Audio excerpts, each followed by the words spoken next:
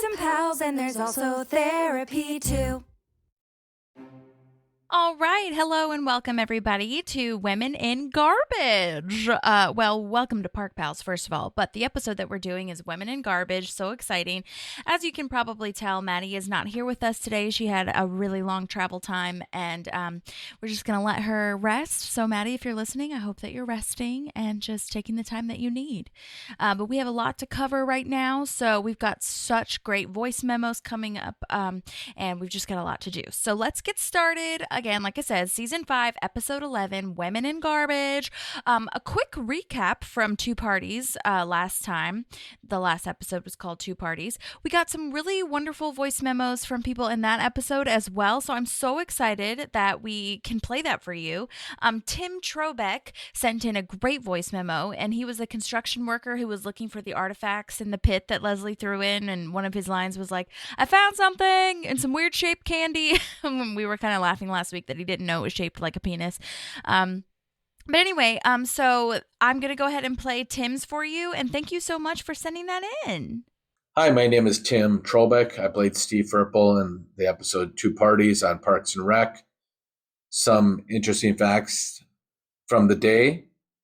One thing I was told is that the writers had been trying to use the name Steve Furple for a while. They were trying to work it into the show.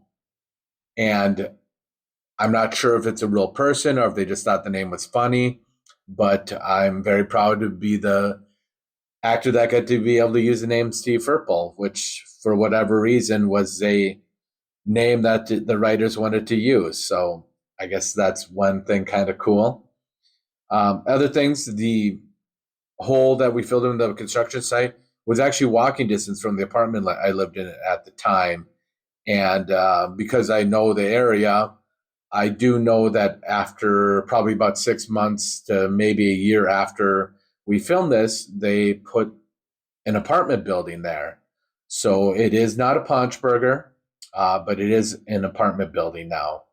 Other things from set, as you can see in the show, I'm pretty far away from the other cast.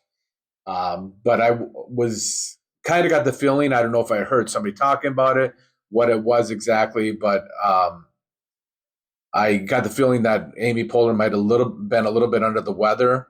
So, I was trying to think of funny things to do, try to keep it moving and, not disrupt anything if that was actually true. Again, I don't know if I just heard somebody say that or if it's just a feeling I got, but some of the things we did probably maybe 4 to 6 takes. So it was really quick. I was trying to ask people around me, hey, is this funny? Is this funny? Just to kind of get some ideas of what might work. I think when you can see on the actual episode that it looks like I'm moving the gummy candy towards my mouth. So you can take that how you want, that either I'm going to eat it or I'm going to do something else to the gummy candy. I also did one, I think, where I was like smelling it and then moving it towards my mouth. One other thing I wanted to do, which I actually ended up not doing, again, with the feeling that we need to keep this moving, but I did want to add a line that it says, it looks like a rocket flying towards a planet. And you could probably guess what planet name would be the funniest one there. But again, I did not say that. I thought it would have been funny, but just wasn't sure if I should do it, if it was going to screw up the timing, if it was going to screw up the take. So I skipped it. But other than that, like I said, it was a really quick day. Did, like I said, 5, 6, 7 takes somewhere in there, and just kept it moving. And I hope people enjoyed it. I had a great time on set. That was it. So thank you very much. And have a great day. All right, bye. That was so great. Oh my gosh. I love hearing all those random behind the scenes things. I totally understand what you mean. I feel like if I was an actor, a guest actor on set, it would be really hard to follow through with your instinct to improvise, because they're really open to improvising, of course, but they're also wanting, like he said, to keep it moving, and it's a well-oiled machine at this point. And sometimes they do fun runs, but not every scene / actor gets to do that with them. So that's I loved the idea. For what it's worth, I loved that idea of the planet and which planet name would work the best for a penis-shaped gummy. That's really funny, though, about the different takes of like it coming close to your mouth. Oh my God. And I can't believe it, but I'm also really happy that it's an apartment building and not a Punch Burger. That's great. Do I wish it was a park? Of course. Do I understand that we can't always get what we want? Yeah, that's what it is. But at least it's not a Punch Burger or, another random fast food place. So that's great. And yeah, so funny about that location that he lived so close. Oh my gosh, I love hearing that. And that, you can, if you ever drove by it or drove by it again after you moved, and what a fun memory that would be as you walk by. And yes, oh my gosh, the name thing that you mentioned first, that is so great, because Mike Schur and the crew, if you know anything about parks or about, the Parks and Rec behind the scenes, writers, crew, all that kind of stuff, they're definitely looking for names that are abnormal and weird. I always say if you are having, a bored time, just go on IMDb and look at all the Parks and Rec like guest star names, because they come up with the wildest things ever. It's freaking hilarious. But yeah, I'm really glad that you got to be the character that got to use that name, because, they love that. Mike Schur especially really loves that. And it's one of those things, too, they were talking about how if you have a name that is either too used or not used enough, you could be sued. So, like, if they have only 2 or 3 names that are, in the world, those 2 or 3 name people could be like, well, my name is unique enough that you could have stolen that. You know what I mean? Or like trademarked it or whatever. But if you're using John Smith, it's like there's 800 bajillion John Smiths. So like, how would you even know if it was, based off of you anyways? So they couldn't sue. Does that make sense? I hope so. Anyhow, that was great, Tim. I really, really loved that. Really enjoyed that. So thank you so much for sending that in. The next one, we have Joe Foust, who I mentioned last week. He played the waiter at St. Elmo's Steakhouse, and he's a friend of Nick Offerman's, and he sent in 2 more voice memos after we had already recorded. So I'm excited to play those for you. And I do want to remind you all that I'll tag both Tim and Joe in the show notes and on our Instagram and everything. But Joe has a great art Instagram, and he's a great artist. So if you are interested in that, please check out his artwork, because it's really cool and it would be nice to have an original. Okay, here is the first one. So being in a town and filming was great, because if I was in LA, I just would have come on set, done my job, and gone away. But I was there from the very beginning. Early 6 a.m. makeup call, all of us, all the guys there. Jim is also an old friend from Chicago, not as close as Nick, but they both knew me and introduced me to everybody, so they knew I was like cool and fine to hang out with. And I remember we got in this little van that was super tall, and tall enough that you could stand inside of it. And I just sat down behind the driver, and then Rob Lowe sat next to me. And he is so pretty. It is distracting how beautiful he is. And so I just made a joke and said, hey, you're not going to get all handsy on me, are you? And he immediately just yes-and me with the joke and was like, woohoo, woohoo, and pretended to be grabbing at me. And I felt like, oh, don't do that. I mean, unless you want to. Stop. Don't stop. But do it. Don't do it. And we hung out together all day. We did the restaurant scene. We went to the Colts Stadium. They gave us practice balls and just let us mess around on the field and run passes and do plays and try to kick field goals. And they didn't have craft services, so a local caterer was taking care of the food. And there was a chocolate fountain, and the owner of the Colts was there, and we used their private box as our hangout area. And it was great. I love that. Oh my gosh, that's amazing. First of all, so nice about Rob Lowe, joking around with you and yes-anding you, and that it worked out, because it could have gone the other way. So I'm both proud of you for trying, and for Rob Lowe for giving it right back to you. That is so awesome.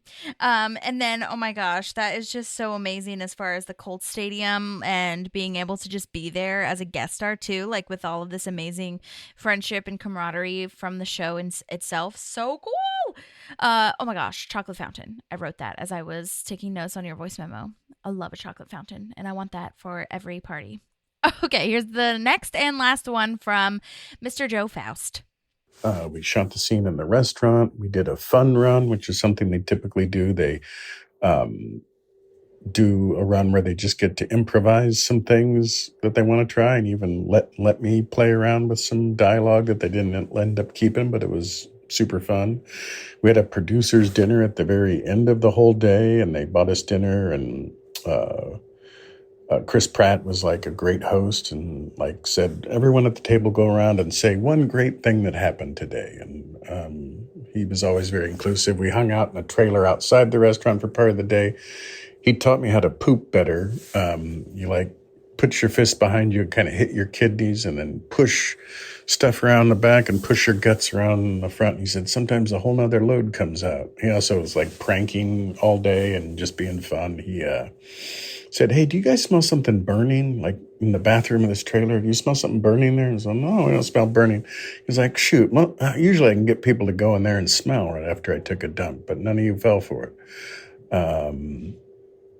Let's see. I'm trying to remember where else we went that day. We hung out like at the hotel bar afterwards and like walked around the city some. All the guys were sort of in mode that they were on vacation. It was fun. So yeah, it ended up being like a 16-hour plus day, maybe 18 hours hanging out with all of them all together. And just a very friendly, lovely group of guys. Yay, that was awesome to hear. Oh my gosh. Pratt sounds crazy to be on set with, just in general, I guess, because he does seem like he's a jokester / wants to kind of be on for you. Wild. Oh my God. A producer's dinner, though, that sounds so cool and so fancy, but also I'm sure it was like not as fancy as I'm imagining it in my head, just because they all seem like super cool people. But yeah, what an exciting time. Oh my gosh. So thank you, Tim and Joe, for sending those in. That is so cool. And I'm so glad I got to hear a lot of the behind the scenes moments there. So I really appreciate your time and sending those in. That was so fun. Oh my God. Oh my God. Oh my God. Okay. All right. Well, enough of me just saying, oh my God. And let's move on to season 5, episode 11, Women in Garbage. This was written by Harris Whittles, who we know and love. And if you're new here, Harris is such a big, huge backbone of Parks and many other shows. Great comedian. And rest in peace, because he did pass away, sadly. And his legacy just truly lives on. I mean, he is so good. And, I mention him every time he writes an episode. It's wonderful. So thank you, Harris, for your service, honestly. This was directed by Norm Hiscock, who also was a huge backbone of Parks and The Good Place, Brooklyn Nine-Nine, all of these awesome shows that we love. So we've got a great team here for a great episode. Quick note, this was based on the 2012 Birth Control Congressional Committee that was comprised of, you guessed it, all men. Ain't life grand? Ain't it? This is where I think in the episodes, Parks is starting to get almost sad for me with the parallels of the dumpster fire that is currently happening a little bit, a lot of it, you know what I mean? But it also is such a great commentary and something that Parks is just so smart about doing and always has been, basing these true things on and then making a fictional, smart, witty, beautiful show about it. So just wanted to give you that bonus though about how this episode is based off of that congressional committee. So cool. All right. Well, Maddie is not here, but she did say she was going to send in a summary. So if she does, I will place that right here. I'm here to give you a summary, and here we go. A woman can do anything a man can do. Period. Done. I feel like that should be the summary, but obviously I will elaborate a little bit more. Leslie and April embark on demonstrating women's capabilities so that more departments in the government will hire women. Ben and Andy help Tom connect with his young athletic clientele. Anne and Ron share an interesting back and forth of taking care of Diane's children, and Chris explores his relationship with Shauna Malway-Tweep. So I am sad that I'm missing this episode because I love this episode, specifically the ending and how, Leslie and April show that they're capable because, no one could lift the fridge, and they were able to be resourceful enough to realize, hey, this could be utilized in another way if we can't move it, right? Like, let's get more people together and let's put it to good use. So love that. We have Ben dropping everything to help Tom again. Andy's just there for the Skittles. Love that he got his thing. So sad that Ben didn't get his. But I really loved this switch, although I don't think I've ever seen middle school kids give press conferences. Very intrigued to talk about how this links into our next episode of Anne's decision, with her acting so weird around Diane's kids. I'm excited to hear what you think about that and how that all connects. And then, Chris getting back out there, getting back on the horse. The therapy's working. But he's kind of having to re-find his confidence and re-understand the dating world. So I think it's a great episode for that. So sorry I missed it. I love you, and I will talk to you very soon. All right, so we open with the Parks Department meeting with Paula Hork, and she was the first female city councilor, which was a huge inspiration to Leslie. I love that her handkerchief is a receipt. It also really reminds me of the timely CVS receipts that are like 1,800 pages long. And technically, Leslie says that she should have had the signature of her husband or father to reserve the conference room, which is obviously, like we talked about, a commentary on the very real ownership that men have over women and women's choices. And I looked it up just because I was curious because of this, being based on the congressional committee comprised of all men. Women weren't even able to get credit cards in their own names until 1974, after the Equal Opportunity Act was signed into law. Or Equal Credit Opportunity Act, rather, was signed into law. 1974, you guys, that was only 50 years ago. 50. Are you kidding me? Are you kidding me? And that's something that I constantly have to remind myself of as well, that, we are an experiment. We are just this country is such a huge experiment, and we're just a baby in the grand scheme of things. We are so young and stupid. We're in our stupid teen years, I feel. You'd think that we would learn. You'd think that we would, but we just haven't quite yet. Although it is nice to see that, this Equal Credit Opportunity Act did help us a little bit. So hopefully that doesn't get overturned. But I just have to keep reminding myself of the hope that we have, because we are so young and everything is such an experiment. We are still trying. We're not done yet. You know what I'm saying? I'm going to try not to have a soapbox moment throughout this whole episode, but it's just how I feel. And I hope that you all understand that. All right. Leslie now says that the city council is a pervert-free people's club. And I love that Donna and Anne are correcting her. Very rightly so, like pretty immediately too. And they mentioned Dexhart and Milton, and Dexhart's is self-prescribed or self-described rather pervert, and Milton tried to kiss her. Well, it's not perfect. And then Paula says that she wanted to start a commission to get more women in government, and Leslie is going to take up that commission and get it going in honor of Paula Hork's, service to the council. And April has this joke, and I got to be honest, because I know this is a joke, and I actually love April for doing this, because maybe I'll start doing this with people who I know support certain things, who support Trump. I'll say it. These are the views of me only. If you need to turn it off and unfollow me, that's fine. But anyway, I just feel like, I'm activated because of the election, obviously. And so I feel like I should try to take April's approach and just be a little sarcastic with it and see what happens. But anyway, her joke is, there are other, women who believe this really, but April's joke is, women should follow the man, and I believe they have power over us and things like that. Yeah, Leslie, you'll never land a beau with that domineering tone. And Paula is like outraged, obviously. She's like, or not outraged, just really confused, like with a look of shock. And everybody else on the other side of the table is like, she's kidding. She's kidding. It's not real. But a little breakdown on Paula Hork. She is played by the actress Bonnie Bartlett, who has been a wonderful actor for a very long time. She still acts in a lot of things. She is mostly known, I think, for Saint Elsewhere, which was a soap opera type of drama show in the 80s.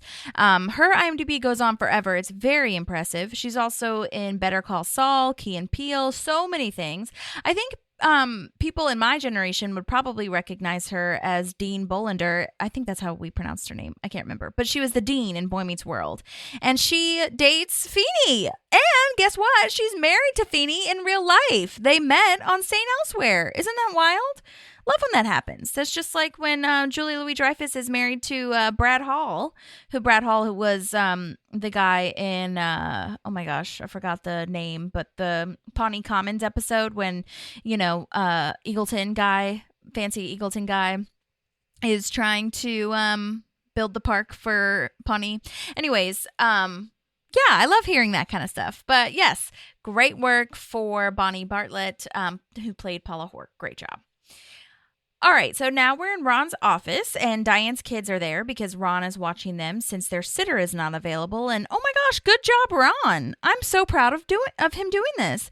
I never would have anticipated in season 1 or even 2 or maybe even 3 that he would say yes to watching children, especially when they're screaming and going crazy around him. Because they're being so chaotic and insane, and Ron is just letting them hit him, run around, be loud. Wild! Okay. Anne walks in, and Anne doesn't know how to talk to these kids, to Diane's kids, and she literally says, I'm weird with kids, I don't know, because she keeps trying to figure out how to talk to them because she can't decide if they're little babies or not little babies. Now, I will say this is kind of the scandal of why Anne wanted kids in the very next episode when the episode prior, she doesn't even know how to talk to children. Okay? So that has been a very confusing moment for Parks fans. However, I did find a note that this episode was not supposed to air in this order. Okay, so that could explain something. Excuse me, something. Not all. Okay? So if the writers or somebody sees this, hello, can you please let us know if that is the only explanation or if that was just an oops on your part? Because the next episode, she is ready. And I understand she did... I think Rashida and Rob Lowe were trying to get out of the show at this point in time. And not like, in a mean way. They were doing other things. So they needed to write them off somehow, whatever. But it doesn't make sense that in the last episode, she's weird. And in the very next episode, she's like, I want kids. Now, another argument could be made that by the end of this episode, she's into kids and she can talk to them and she's learned how to work with them / play with them / be with them. Okay. But I don't feel that is enough to go from, not like now you're a babysitter. Now you can be an auntie. It's not like it's something I've been thinking about for a long time is what she says in the next episode. Explain. Okay. But that is one thing you can take with you that it wasn't supposed to air in this order. So I'll just take that. It's not enough, but I'll take that as some salt on the dish. Okay. To flavor it up. And come up with an explanation. I don't know if that's a good analogy, but there you go. All right. So Jerry walks in, tries to bond with the kids, and I do love the blunt, no. And now Leslie is presenting her idea of the Equal Gender Commission to Chris, and he says he's going to ask each department to send 2 people to a meeting today, and he can ask John O'Malley Tweep to write an article about it because they're special friends, and that's what they're calling it now. But I will say I do love this because this is a real thing where Chris says they participated in something called a group hang because they couldn't quite, he's not really sure where this relationship is or what this relationship is, where it's going, anything like that. They haven't really defined it. DTR, I've learned, define the relationship. They have not done that yet. So they went on a group hang, and listen, I hear you. Group hangs are very confusing, but I think that is a good thing to do in the beginning anyway, just to like get to know each other a little bit more. But then when she brings up, we'll get to it, but when she brings up the next group hang, I'm like, girl, that's weird. But okay. Anyhow, he says, he says he doesn't understand behaviors of young people. And I'm wondering, how old is she supposed to be? Because I think he's in his 40s.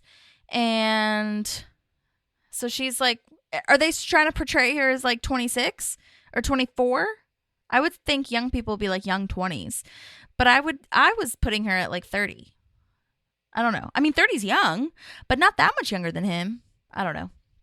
Anyhow, I read too deep into it. I was just curious.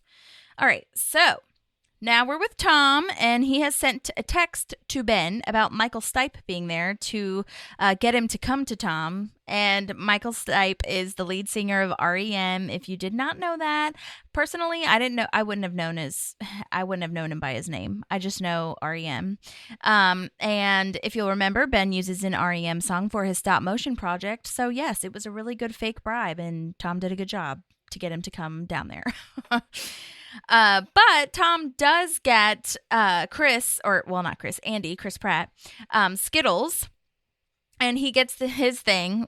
Ben gets all sad because Andy got his thing. But I mean, Michael Stipe versus Skittles, there's really no comparison. Skittles are super easy to get. So, and also Andy will come for literally anything. I feel like if you told Andy, like, you know, someone wants a hug, Andy would have come down there. You know what I'm saying? But it is funny that Andy's only task for the day was to get Skittles. So, but the reason Tom calls them down is because he wants them to teach him about basketball, because Rent-A-Swag is doing really well, which, side note, a profit in your third month is wonderful. That's unheard of. So well done to Tom. But the kids who come into the store are obsessed with basketball, and he knows nothing about it. And he wants to learn so he can make conversation and schmooze with them. And I think this is a great idea. I think if you're an investor or a business owner, you want to know the people that you're selling to, their, you know, interests and likes, and how to connect with them to, you know, make a real relationship happen. Obviously, they don't have to be best friends, but it's nice to be able to volley back and forth in a conversation and talk about clothes in general as well. So yeah, he wants to learn how to do basketball. Did I do basketball? Anyway, all right. Next scene, we are at the Commission on Gender Equality, and no one sent women to the meeting. It's all men. It's a real sausage fest, as April says. And Chris is deeply hurt, which I do like that they showed him being upset about it. But yeah, I mean, he's deeply hurt that he's part of the problem. You may very well be part of the problem. And that, I think, is something that people sometimes have to come to terms with, because they see it as their intentions are great. Of course, they just assume it's great, but it has to be pretty explicit sometimes with equality. You have to say it. You know what I mean? And you have to demand it almost. And yeah, I think that's something where a lot of issues arise when you're not ready to be humble, and you're not ready to say, oh yeah, maybe I am part of the problem, and maybe I didn't look at it from that perspective. You know what I'm saying? So I'm glad that they showed Chris feeling like, oh shit, I fucked up. So anyhow, Leslie asks if anyone noticed that no women are in the meeting, and Milton thinks Chris is a woman. I do love that he corrects himself and just says he's a beautiful man. And Chris kind of can't help but smile. It's really nice. And reminder that Milton is played by the late, great actor James Green. He sadly passed away in 2018. We did a little tribute to him when he first appeared on the show. Great work. This is not the last time we see him, so looking forward to more of his scenes. However, the character Milton's kind of similar to Jam. Love the actor, hate the character. Milton is thinking that all she did was set up and make the snacks. And we learned that they do, in fact, track her cycle. And Paula Hork talked about that in the opening credits, in the cold open, where, you know, they would track her cycle and blame her for anything she wanted to do because she was on her cycle. And I want to punch Milton in his fat old face. Thank you so much. Moving on. Back in Ron's office, the girls are painting his shoes red, which I think is really cute because I understand that this was not meant to be, but it is fitting because Wicked just came out and Dorothy is a part of that story. Okay? So if you haven't seen Wicked, go see it. Highly recommend it. So good. And if you're a theater nerd, it's great because I think they did a really good job. And if you're not a theater nerd, it'll be great also because you will enjoy the art and the fun, whimsy, and smart moves that they made. Okay? That's all I'll say. I promise. I'm moving on. All right. Diane comes back, and Ron is so nice. Doesn't complain at all. Says they were great. Said they had a wonderful time. It's so sweet. And then it's very precious because then she drops the bomb that the sitter's still out of town, so she needs someone to watch the kids again. And Ron again is faking it like, yeah, we'd love it. I'd love it. It's great. And we cut to Ron drinking all of the whiskey. So very sorry, Ron, but that was so nice of you. I love Leslie's comeback at this gender commission thing. Oh my gosh. When Milton says females are frail and breakable, she says, is it possible you're thinking of a light bulb or your hip? Love it. Great work. Harris Whittles, if you wrote that, I applaud you. Whoever was in the writer's room that wrote that line, it's probably my favorite line. Okay. All right. I'm sorry I keep saying okay so much. I don't mean it to be condescending. All right. We learned that Sanitation is the worst offender in gender equality, meaning they have no women except for one secretary. And they say that she's the greatest, but then they even throw her under the bus because they have a man secretary right there that they say is even better. Or they imply that's even better. And basically this man says it's a physically demanding job, so your average woman can't handle it. And they clearly don't know who Leslie is because Leslie is going to take on that challenge and crush it. Okay? Yes. April's really into it, though, and she's asking if they've ever found a dead body in the trash. A torso? A head? I love that. Because, as you can see, or as you might have watched, April and Leslie are taking on this challenge themselves. They're in their garbage outfits with their vests on, just blazing so that people can see them. They're riding on the back of the trash truck. And I love that April's really into it. Leslie thinks she's being sarcastic, but she loves garbage. It's great. Sanitation Steve is making fun of the binders right now. And Leslie's like, yeah, it says that on every page when he says, what does it say? Like pick up, bin, throw in truck or whatever. Anyhow, this guy is played by Michael Patrick McGill, and he plays Tommy in Shameless. 91 episodes, in fact. Great. I did watch that full show, but I've only watched it once, like a while ago, so I honestly wasn't really sure, like who he played. I did love that show when I watched it. Also, obviously not first, but the place where Jeremy Allen White got super recognized too, because hello, he's great.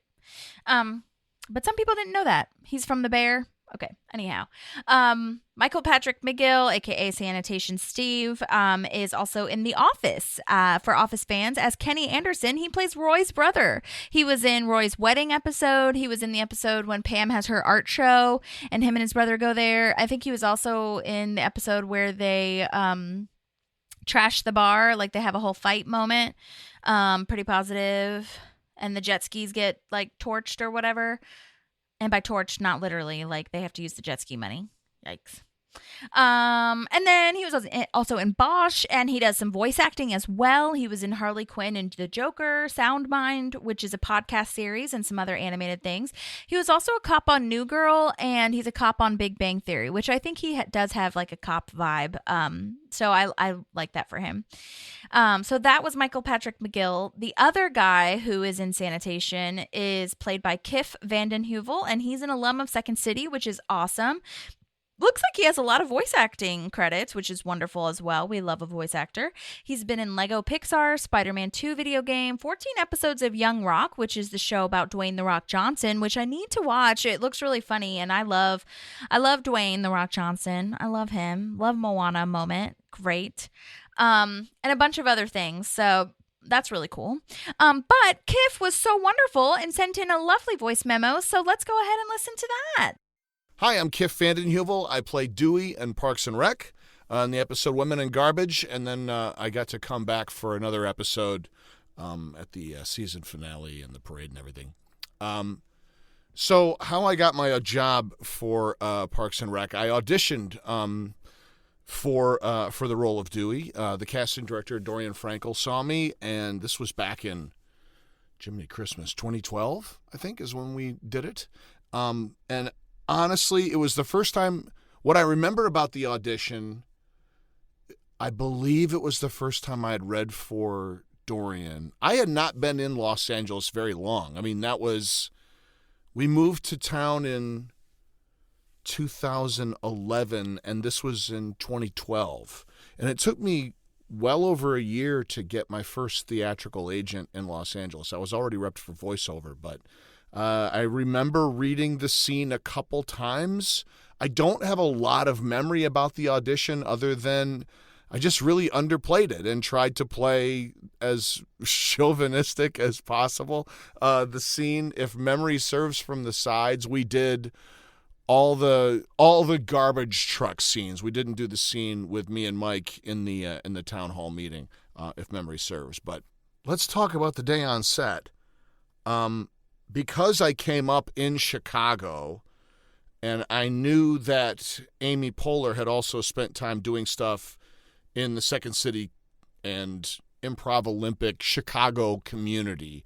So many of the people that I came up with in Second City know each other. So when I booked Parks and Rec, I reached out to my buddy Jeff Rogers, who was a touring company member and taught and directed, and he's a brilliant performer in Chicago. He was like, "Oh man, you're on Parks." He's like, "You gotta make sure to say hey to Amy from me."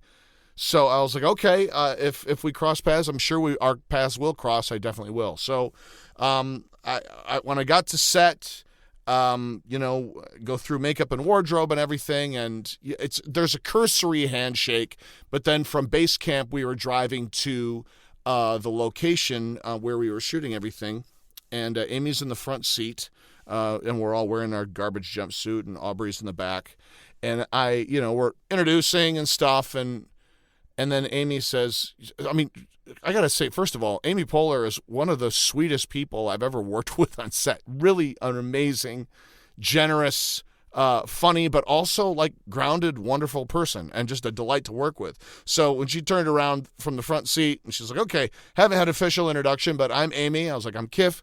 By the way, I'm supposed to say hi to you from Jeff Rogers in Chicago." That was it. After that, we were like old friends for the entire duration of the shoot. We talked about who we knew, and I had directed the touring company at Second City in Chicago, and she had been, I don't remember if she was part of that or not, but like it just was like all of a sudden we were just, Maria Carell this and Jeff Rogers that and all that. It was very cool and very welcoming. Like the entire set energy was so for such a high profile show, I couldn't believe just how comfortable they made it. I remember, so I worked for 4 days, I think. One day we shot at CBS Radford, which is like the town hall scene, and then everything else we did on location. And I spent most of that time shooting with Mike McGill, who plays Sanitation Steve.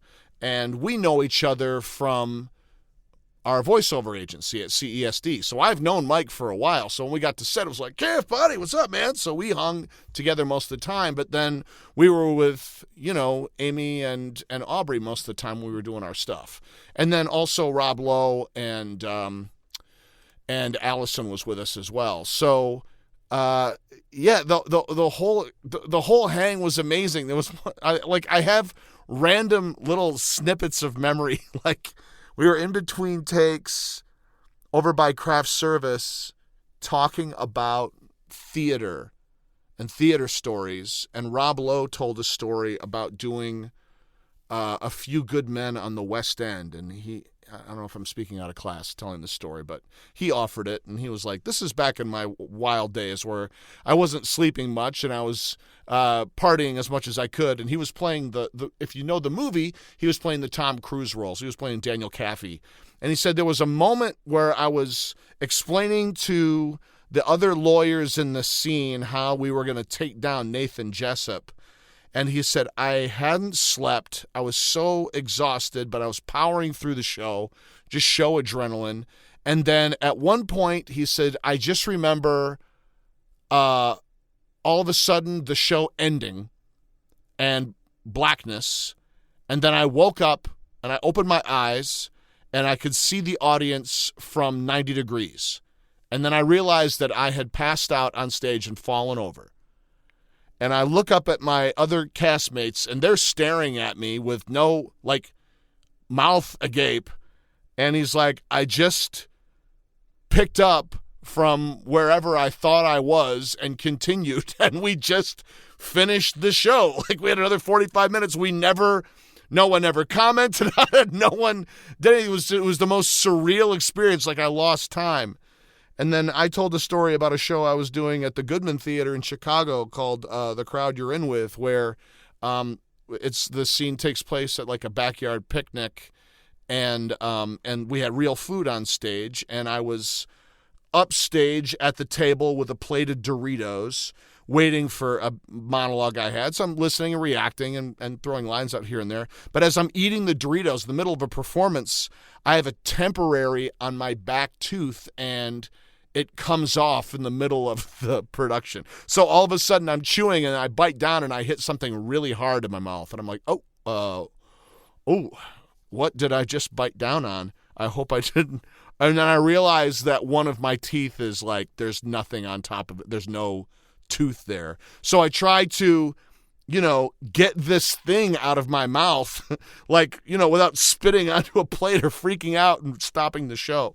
So I managed to, work it over and pinch it between my cheek and gum until I got off stage about 20 minutes later and got it sorted. But it was, that's kind of the stuff that happens often on set. It varies from show to show, but very seldom do you get that level of candid,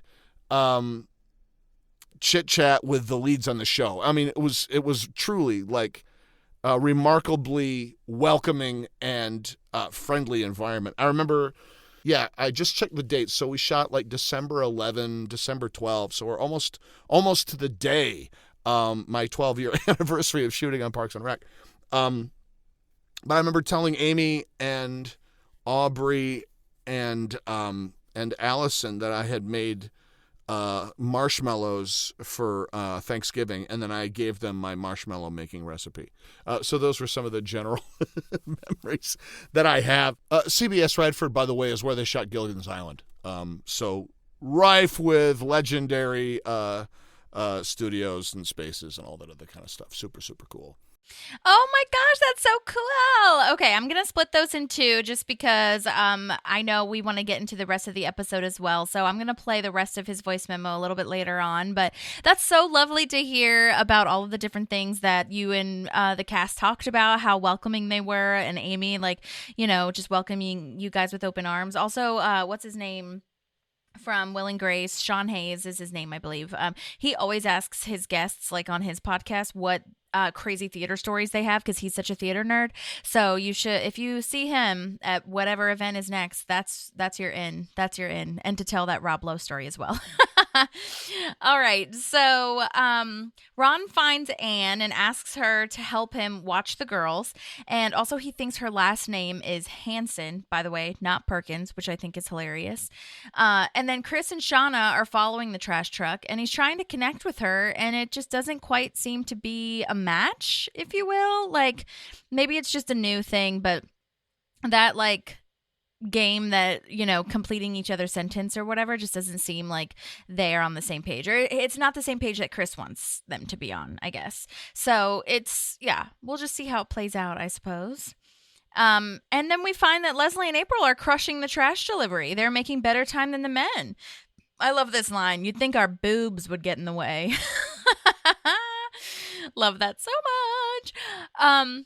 I also love, so I heard that so she tries to pose and take a picture when she's talking to Shauna about the article that Shauna's going to write.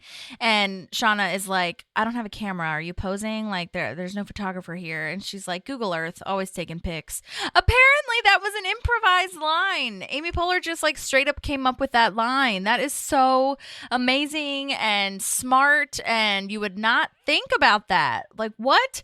I don't know if she had that in her head beforehand, but she's also a genius. So she probably just came up with it. But I love that little tidbit of her just making that up on the spot. Oh my God, so good. Well, now we're trying to teach Tom basketball, and it is not going great. Tom is just on his phone when a ball is thrown to him, so clearly he's just not even paying attention. And it's going to be a long road for Ben and Andy to try to teach him how to play this game. Okay, so now Anne is giving the girls a scary ghost story. Like, what the F? They're freaked out. Ron is like, okay, we got to do some damage control. Let's just not tell a ghost story. Are you kidding?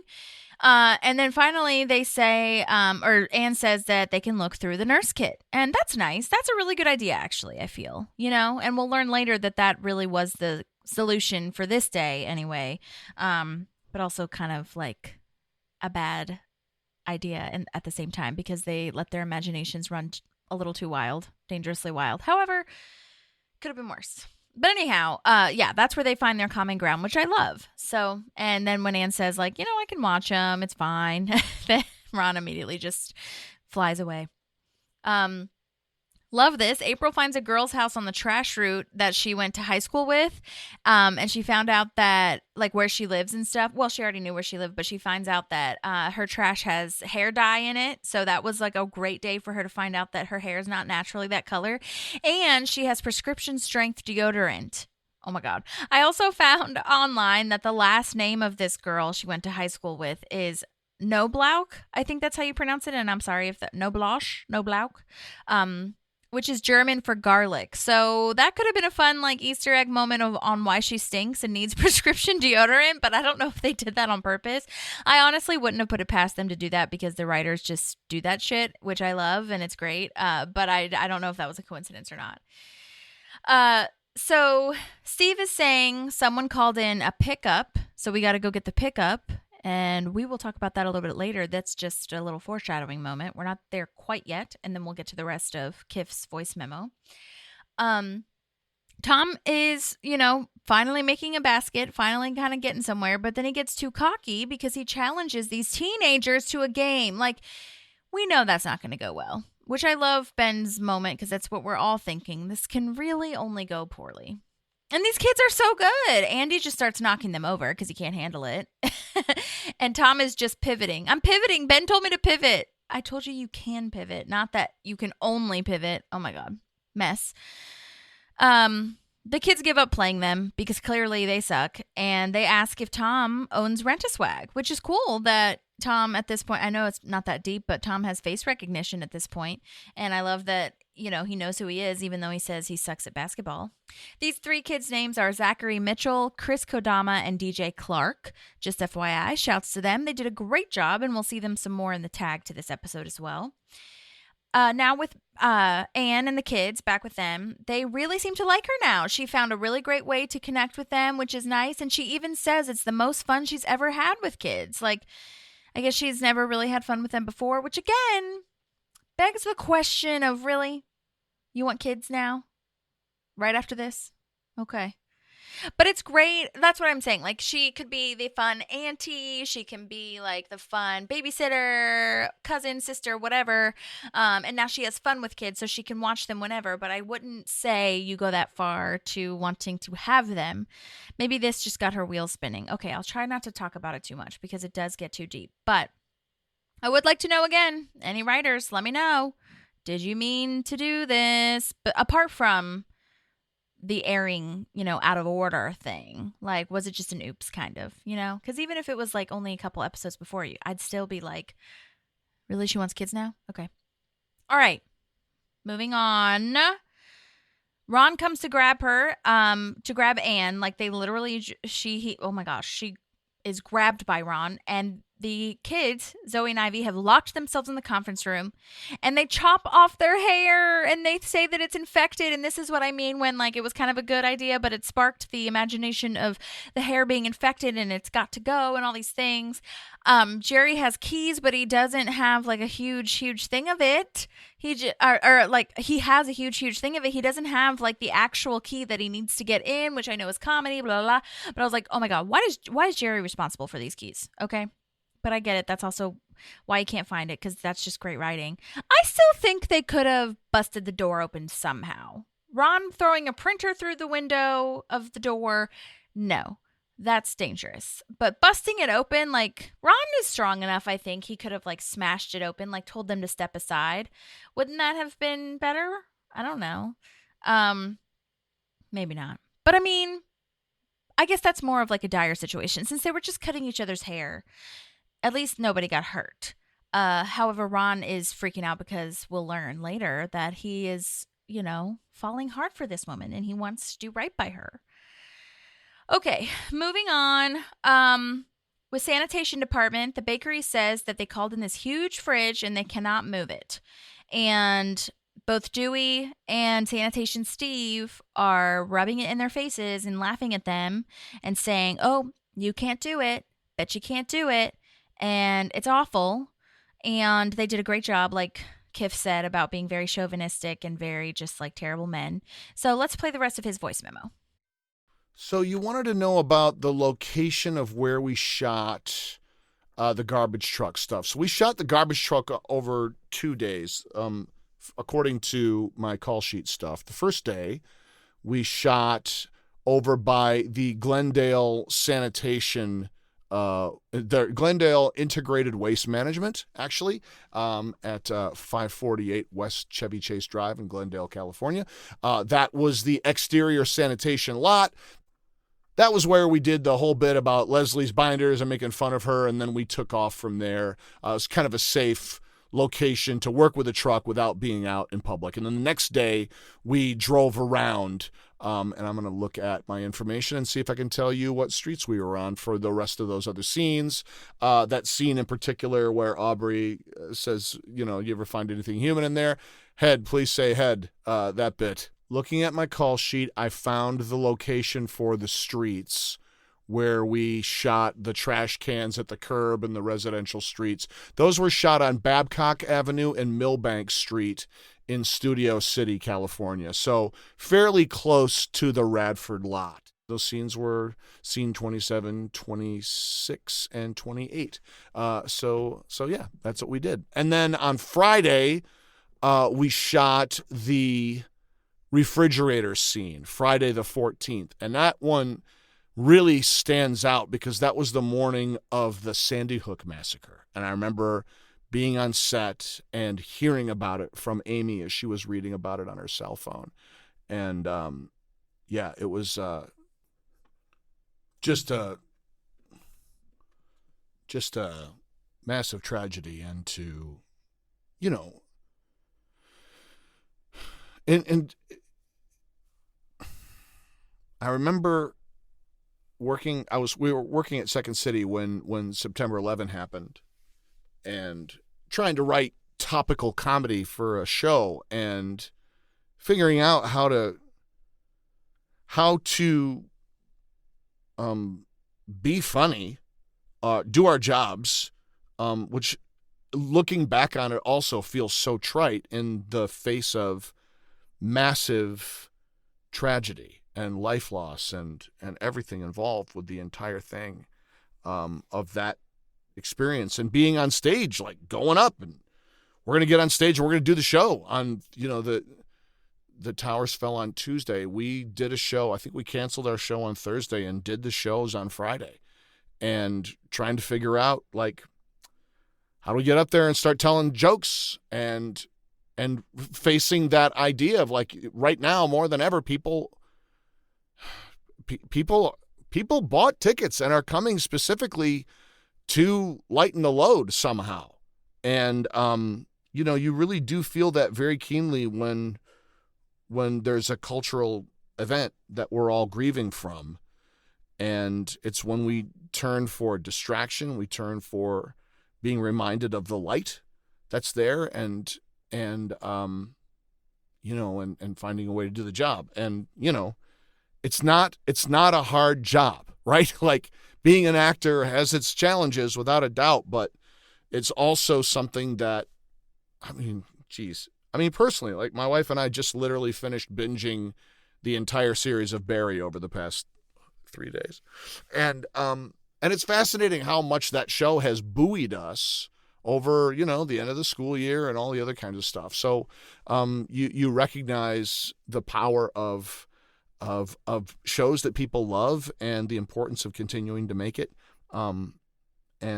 Importance feels like a big word until it's not a big word, until it's really true. And there's something really magnificent about being a part of a company and facing tragedy and continuing to make something and occlude that tragedy and dealing with it on our own personal ways, but then continuing to move content out. I don't know. But that's also intrinsically tied to my Parks and Rec experience. From the very beginning, Amy knew so many people I knew, and that made it a very comfortable working environment. I think even if we hadn't, she would have done that. Like as top of show, she really carries that freight beautifully, and it was a blast. And I had so much fun playing with Aubrey too, in particular when we were doing the stuff around the back of the garbage truck. Her brand of comedy is so off kilter and funny. She was just so fun to play with. It was truly like one of the greatest. I had done in Los Angeles, I had done one or two other on-camera things. I had done a bit on Nick Cannon's show Incredible Crew. I don't think I'd shot Behind the Candelabra yet, but Behind the Candelabra came very close after Parks and Rec, if memory serves.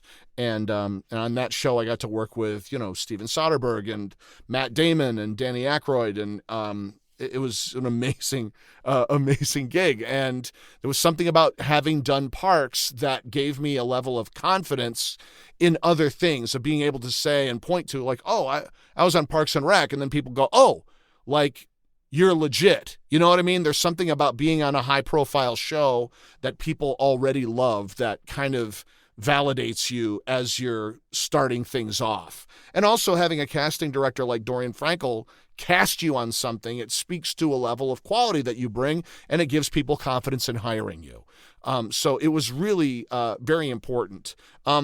A lot of my gigs that you see on IMDb don't reflect a lot of the work I did prior to doing the film and TV video game animation work that you see on the profile now. Most of my work prior to that was in commercial. I had been the spokesman for Denny's. I did a couple Super Bowl spots for them. I was the brand voice of Advanced Auto Parts. I had already done my first mocap in a video game, Midnight Club 3 Dub Edition, where I played the Detroit boss Vince. And I was in the Star Wars game, Forces of Death, not Forces of Death, it's a cartoon I did. The Star Wars Knights of the Old Republic, where I played Skavik and a bunch of other roles. So I got to do a lot of stuff behind a microphone, and I had a lot of experience on camera, but most of that, again, was more commercial and industrial. So this was a huge win for film and theatrical, without a doubt. That is so awesome. Oh my gosh. Okay. The filming location is wonderful. That is so crazy about the comedy versus tragedy. And at the end of the day, it really is a service. It's insane how much we need entertainment. We need the arts. We need poetry. We just need a relief, but also a way to express what we're feeling in such a different way. That is wild that year and that day was when Sandy Hook happened. And it's not even to be political about it. It's just like, it's so true that we just, in a lot of ways we haven't learned our lessons yet. And we're seeing that, I think, in a lot of ways this year. But that is so tragic and wild that you went on stage after 9/11. But that's exactly right. People want to have a relief, want to have some sort of laughter, want to forget maybe a little bit, or maybe not forget, but just like take a pause from it. So that's really wild that your Parks time was characterized by that. Okay, so you did talk about the second time you came on set. So I will go ahead and just play that little bit as well. I don't know where you are in your rewatch because I do recur. I show up again, but there's a big town hall meeting where they bring back characters who had been established to sort of fight with Leslie and the town hall. And that particular day, oh man, it was a full room. There were a ton of people, a lot of background. And I remember Colton Dunn and Harris Whittles were playing two characters, and when they were doing their like sort of being cross-examined by everybody up front. So like Adam Scott and Rob Lowe and Amy and and Rashida's there. So like everybody is on the like questioning us, and we're all asking. It's like this Q&A thing.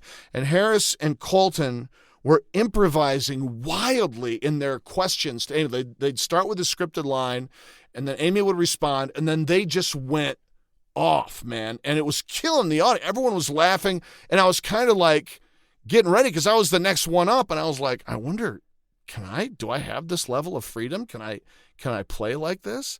And then I decided, without asking anybody, that I did. So, which I do regret this decision, but at any rate, we'll get there. So it comes up to my line after we finally get through that bit, and they come up and she's like, "Yes, Dewey." I was like, "Hi, my name's Dewey from Sanitation," and I ask about changing the women's bathrooms, or something along those lines. I need to look at the clip. But after Amy responded, I start improvising, and I just felt like I was so naughty. And it's so against my nature to take big swings like that. But one of the lines I remember improvising was something along the lines of, "Oh, hey, that's great. Do you like practical jokes? I'd love to go into the women's room and drop a deuce and blame it on the ladies." Something like that. And I remember hearing the audience around me do like a collective stop themselves from laughing bit, like a, and the room got quiet. And then Amy and Adam improvised with me, and I improvised a little bit more. And then when they called cut, everyone started laughing. And then Amy went backstage off set for a second, and I was like, "Oh no, I'm in trouble." And I remember either a lighting person or a grip, someone from the set walked over to me, and he's like, "I got to shake your hand." And I took that to be such like I was like, that I just broke some kind of code. I've never done this ever again, by the way. I've just felt like I was completely off the rails with making this choice on this network television show to just start improvising. It's so out of character for me. And when Amy came back, Leslie had changed her tone. So initially it was combative with Dewey, but then when she came back after talking, I'm assuming she talked to either the writers or Dean Holland, who was the director, about what if I changed how I approached Dewey and was more like, a more condescending rather than sarcastic and mean. And that's what ended up making the final tape. I'll say this, and I kind of alluded to it, but winning a job on Parks and Recreation is one of those jobs that made me as an actor in Los Angeles. It validated, not for me personally, but it validated my career in a way. And I alluded to this earlier, but it does matter. When you book something like that, then people go, "Oh, then we can trust you for other things." And other options opened up very quickly. After Behind the Candelabra, then I got Danny Collins and Nightcrawler, so I got to work with Al Pacino and Jake Gyllenhaal and Rene Russo, and then Batman versus Superman, and then Richie Rich, where I was a series regular on the show, which is still on Netflix. So even so today, like I still get contacted from people who are fans of, who are doing exactly what you're doing on the show, of going back and revisiting Parks and Rec, and reaching out, and it's just fun to get Facebook notes from people like, "Oh my God, we were watching Parks and Rec, we hadn't seen you," or whatever.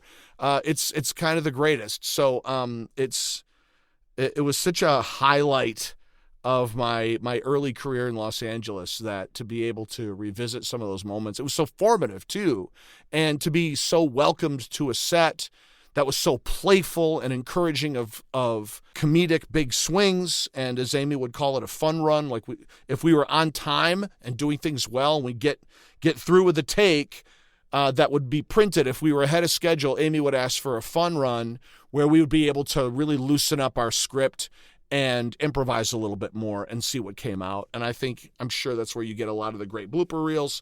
But also there's some great stuff that came out of that when we were playing too.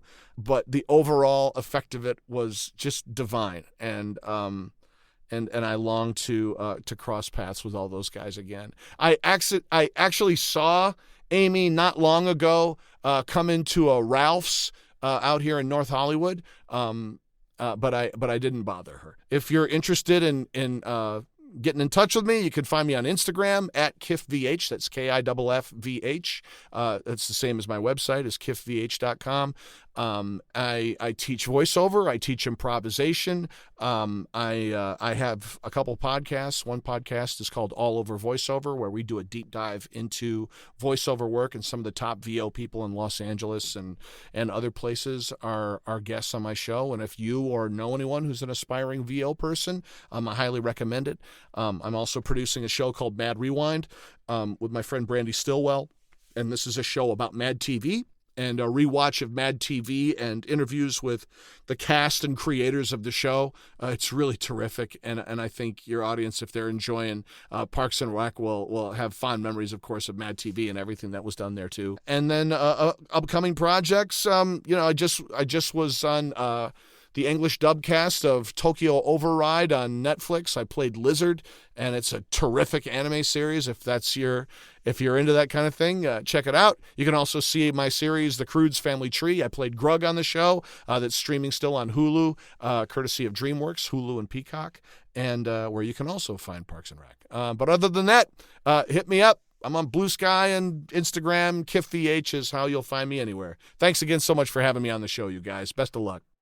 Thank you so much, Kiff. That was awesome. Oh my gosh, so many details in there. To be fair, you guys, I did ask 100 questions to Kiff, so he did not leave a stone unturned, which I love. And we will make sure that he's tagged and his website's in the show notes and all those things. We love voiceover.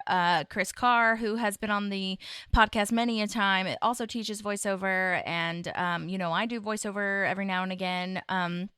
Haven't done it in a hot minute, but yeah, that's also super fun. So congratulations on all of that. And thank you so much. And it really has been, thank you so much for the second episode as well. We might hit you up again to hear some more information about that. But that's really wild and amazing that you took that long shot and it worked out. So that's awesome. And yeah, it really has been almost 10 years to the day, because this will come out probably December 12th. So that's really wild and insane. But thank you so much for all of that amazing behind the scenes details. We just love it so much. Oh my gosh. So let us know if you guys have any other questions. Moving right along. All right, so we're back at the huge fridge thing, not being able to move it from the pastry place or from the bakery or whatever. And I love that Leslie's line is she thought a sneak attack would work. Like, she's talking to the camera and then she just turns around really fast. Jerry finally gets in the conference room in the next scene, and Ron lets slip that he loves Diane. And he's in a rage now because he feels guilty and sad that the woman he loves is going to be mad at him now. But then he's also in a rage because he accidentally let slip that he loves Diane, and he hasn't said that, I think. So that is a huge, huge moment for us to see. All right. Now Shauna says, oh my gosh, this is the part we were talking about earlier. Shauna says that her and Chris were going to go get a drink afterwards, but she says other people were going to come, including her ex-boyfriend. Like, what? What the hell? Like, a bunch of people and your ex-boyfriend? But then she starts it by saying it's a really romantic place. So it's so confusing. So honestly, I don't blame Chris for being a little confused on what she means by this. And now Chris is having to wait for the disclaimer of their relationship, because she says she's going to put a little note kind of describing the nature of the relationship. And, I did see online that when they're talking about this group hang date, they're at the smallest park, which is interesting because I wonder if that's true. I could see them, recording / being in a place where they've already, filmed before. I did go back to check and you can kind of see it, but there's a fountain. But I don't know. I'm not sure if that's really it, but maybe that would be cute if it was. I'm kind of into the idea of just Leslie and Ben sharing the smallest park, but we'll see. All right, so the bakery guy comes out and says that these giant bear garbage men can't lift the fridge either. So why would they be able to lift it? And Leslie and April were tricked. And I like this actor. His name is Anver Garby, and I'm sorry if I'm mispronouncing that. This was his only acting credit listed on IMDb, but like Kiff said, and like I always remind you guys, commercial work is not on IMDb, so he could be doing something else. I'm not sure, but I liked him. Thought he was good. April is now giving Leslie a pep talk, because Leslie's kind of giving up and saying, you know what, fine, we didn't get to move it, whatever. But I think this is really sweet that April is trying to be positive for Leslie, because it's usually the other way around. So it's really nice to see that growth from April and, that mentorship kind of coming back around, which is really lovely. However, she does suggest getting on PCP because you can move. She says, my cousin has that, or something like that, and you can move anything on PCP. It's really funny. But she wants to win, and it's very sweet. So I love that part. Leslie has an idea, though, and asks if the fridge still works, which we'll see the idea in just a moment. Side note, I don't believe you can just throw fridges away. You do have to take them to a landfill, which maybe this was happening, like maybe the garbage truck was going to take it to a landfill. But usually you have to take them yourself because the refrigerant has to be taken out. Same with air conditioners. And the reason I know this is because I've been cleaning out my mom's house and family's houses and stuff. And it's like a thing. They won't always take it at regular dumps. So I'm not sure how that was going to happen here. Not to say that that's like a plot thickener, whatever. Just letting you guys know for your regular life. Okay, so Tom is feeling really down because he cannot connect with these kid basketball players.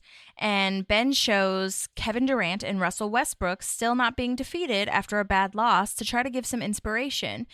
They were famously teammates on the Oklahoma Thunder, and they reached the NBA 2012 finals. So Ben is just trying to make sure that Tom knows, hey, even after these amazing athletes lose, they get back up. Let's go back to the gym. And the video does give Tom an idea, and it does work. It's not the idea that Ben had in mind, but this video does give them some ideas. Give Tom some ideas. Well, next up, Ron is talking to Diane. Diane is back, and obviously she's freaking out because Ron starts the conversation by saying there was an incident, no one was hurt, and Diane's like, oh my God. But she doesn't mind. She says that compared to putting Zoe putting Ivy in the dryer, it's really not that bad. And like we talked about, nobody got hurt. There wasn't any blood.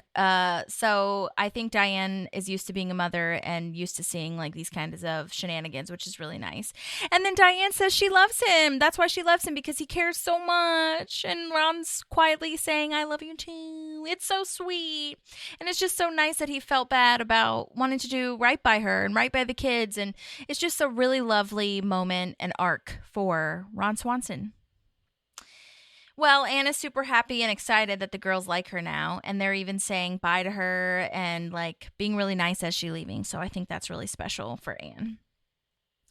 Also, okay, so this is where it's kind of annoying because when the article comes out, all Shauna said was that she has a personal relationship with Chris, and that's kind of a bummer, honestly. Like, I don't know. Just if I was reading that wanting to have more of a defining the relationship moment and just being like they have a personal relationship, like what? I don't know. That seems weird. I guess you wouldn't say that if you were just friends, but still, I think you might have to say something if you were like close friends. I don't know. But Leslie does have a point, keep it keep it chill, try to relax. Just see where it goes kind of thing. Because Chris is putting a lot of pressure on this. And I think Leslie, for the first time, is like, just, see what happens, bro. And it is good advice, but it is impossible to follow, as Chris states. All right, so we're rounding out here where Leslie has had the idea to give the fridge to the soup kitchen, which is super smart. A bunch of ladies are there. Now, I will say this is kind of an oops moment because how did that fridge get on the little wheels thing? It is before I watched the episode, I was like, wait, how did all these girls move this onto the fridge? Like, I know there's a lot of people, but it's on wheels by the time the soup kitchen people come around. So how'd they do that? How did they do that? Okay. Because I do believe that even if it was just Leslie and April, and it was on the wheels, they wouldn't have been able to do it either. They needed more people, I think, even just to move it on wheels. But that's a little oops moment that I'll forgive, but still worth mentioning. Okay, so this gal from the soup kitchen, she is amazing, and she has been in Gone Girl, Julie and Julia with Meryl Streep, The Librarian Scandal, like a lot of cool, awesome things. And she is so lovely. Her name is Julia, and she has sent in a lovely couple of voice memos. So let's go ahead and take a listen. Hi there. My name is Julia Prud'homme. Thank you for asking me. What an honor to be included. I was in one episode of Parks and Recreation in season 5. My character comes in right at the very tail end of the episode right before the credits roll and have a couple of lines of exchange with Amy Poehler, and then me and my crew of able-bodied women haul a freezer refrigerator onto the back of a truck. And the whole episode is about women can do anything that men can do, so which I also subscribe to. And so that's super awesome. I got the job through a straight audition. I was called in by the lovely casting director, Dorian Frankel. I had worked with Dorian a few years before that as she was over in Allison Jones' office and they were casting The Office. And so they cast me in The Office. And then a few years later, Dorian called me in for this role in Women in Garbage. I don't think it's said in the episode, but the background on the character I played is that she actually runs a women's shelter, and that she and all the women who come to pick up the refrigerator are at the women's shelter, live in the women's shelter, or work for the women's shelter. One of the things that Dorian is so good at is really attuning actors to the material. And Parks and Rec is one of my favorite kinds of shows, as is The Office, really, where you have some characters in that show, in both shows, but you can't play character. You have to play very, very real, very, very grounded. As an artist, a guest artist who was only there for one episode and for a very short period of time, I didn't really play a character. I was there to sort of help carry the story forward to its conclusion. Even with that character, that small part, Dorian is really, really good at making sure that you fit in the world of the show. And that's awesome because, yes, we did hear that there was a soup kitchen, and I kind of thought it was a women's shelter, but I don't know if they actually say the words women's shelter, but they do say soup kitchen, and it's implied that everybody's working with them. So, or like working with them, living there, all that kind of thing. So, awesome. Okay, here's the next one. The day on set was really pretty typical for that size of a role. You check in the morning, and they send you to hair and makeup, and you get in your costume, and then you're given a spot to hang out and wait until they're ready for you on the actual set to shoot your scene. I don't remember if I had a trailer or if I was given a room in a building. I know that I was given sort of a space of my own. Going to set for something like this, you always bring stuff to keep yourself occupied, whether it's crossword puzzles or a book you're reading or music or something like that. So, and then when they're ready for you, they call you to set. I do remember the director was this guy named Norm Hiscock, and I was super fangirly about him because he had famously worked for Kids in the Hall, and I'm a huge Kids in the Hall fan. I didn't have the courage to tell him how much I loved Kids in the Hall, so I didn't tell him that I knew that about him, but I just remember feeling very like, oh my gosh, Kids in the Hall associate. He was super nice, very calm, quiet presence. He was great. And I think the only note he gave me was he told me I didn't have to be quite so breathless at the hauling of the giant refrigerator. I think I was doing a little too much of the, this is heavy kind of thing. And he sort of said, no, you don't have to do that. That's so nice. Oh my gosh. That I kept forgetting to say, we interviewed Norm. Oh my gosh. I think I was thinking Morgan Sackett when I read the name Norm Hiscock, because Morgan also worked on all of these shows. But yeah, we interviewed Norm and we talked about Kids on the Hall. So I'll post that interview in there too. I mean, that was a hot minute ago, but so lovely. And yes, he is a very calming, lovely presence. I had never met or had worked with anybody on that set before. Gosh, everybody was so nice. It's the middle of their workday, or in this case, I think by the time we got to that scene, it was the late afternoon and those guys had been going all day. But still, they take a time to stop and introduce themselves. Hi, I'm Amy. Hi, I'm Rob. Hi, I'm Aubrey. And then you just get down to doing the work. Even though my exchange in the scene was with Amy, the person I probably talked to or hung out with the most was Aubrey, just because of where she was positioned on the set and where I was positioned on the set. And I just have to say, she was the coolest, most down-to-earth, no ego. Like, hey, I'm an actor, you're an actor, we're colleagues, kind of vibe. And that was really awesome to hang out with. It was a good day on set. Good people. That's awesome to hear that everybody was so nice. Okay, we love that. We haven't heard a bad thing yet, so I'm not going to jinx it. Well, hopefully I didn't. All right, last one. Thank you, Julia. Probably everybody says this, but I'm so happy I got to be just even the smallest part of Parks and Rec because I love that show. It's iconic. It's brilliant. It's made me laugh out loud so many times watching it, and brilliantly written, acted, produced. What an amazing show. So to even be the smallest part of it, I'm so happy I got to do that. For me personally, upcoming, I shot 2 feature films this year. Both are independent and they will be submitted to film festivals, the film festival circuit.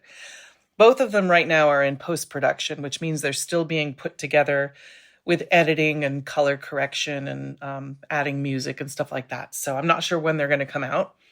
They're different from each other, but they have some similarities in that they both are sort of coming-of-age stories. One of them is called Dead Deer High. It takes place in a high school, and it focuses around a group of poetry students who are dealing with an anniversary event of something that affected all of them, while they're also approaching this really mega poetry slam competition. I play the substitute teacher named Ms. Garrels.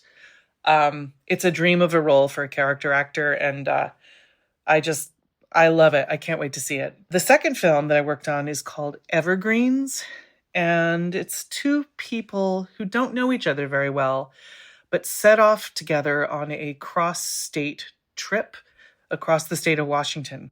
Again, I got really lucky. I play a wonderful character named Kathy, who owns a Western bar in Leavenworth, which is a Bavarian-themed, sort of Christmas-themed town up in the mountains in the middle of Washington state. They have a Nutcracker museum, if that tells you anything. That was another gift of a role for an actor like me. So it was great to get to work with them. And the rest of the cast was also just phenomenal in both films. And upcoming also, I may be in a show at a theater called Theater of Note in Hollywood in February. It's a show based on women's stories of menopause. And trust me when I say it's probably a night of comedy, because going through menopause is no joke. It is hell, and it is ridiculous. And so it's stories based on that theme. And so I think I'm supposed to be part of that. That'll be in February at Theater of Note in Hollywood. Thank you so much for having me. It's been really lovely to sit and take some time and revisit my memories of Parks and Rec. So I really appreciate that. Thanks so much. Okay, bye. That was awesome. Thank you, Julia, so much for that. We will definitely tag you so that people can follow all of your upcoming projects, and that theater experience sounds awesome and definitely on theme with women in all of these amazing, powerful roles, because women are amazing. That's all I'll say about that. So thank you, Julia. We really appreciate it so much. Awesome. Well, we do learn that the sanitation department after this has hired 3 new female garbage workers. So it is a success. And I love that they added that in. That's really lovely. I love that April gave Leslie a present, and it's wrapped in this really, really beautiful box, but it's just trash. And it's just trash. She keeps digging in. It's just trash. Then we're at the tag. It's super cute. There is a kids news station doing an after event thing for the basketball team. Brandon Turnbill, by the way, who is the reporter kid, is played by Augie Isaac, and they were all super fun, like I mentioned before. Josh does have really cool clothes on, so that's really cool. And I love that Tom figured out a way to make basketball and Rent-A-Swag work. It was great. I will say he says glasses without frames in them, and those glasses clearly have frames, so maybe he's just speaking to the people that don't need frames, question mark.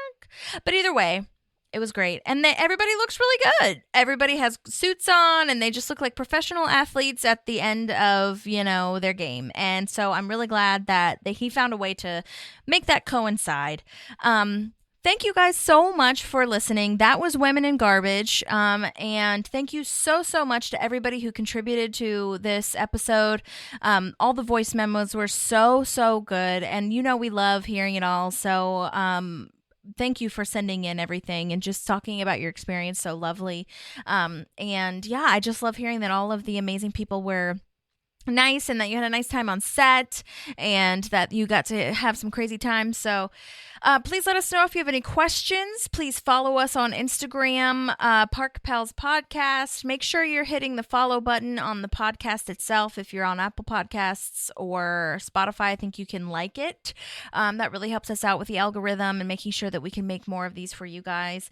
Hope that your December's going well. I know everybody's kind of in that, oh my God, is it over yet vibe? Well, maybe not everybody, but a lot of people I'm talking to are, because it's been a tough ass year, okay?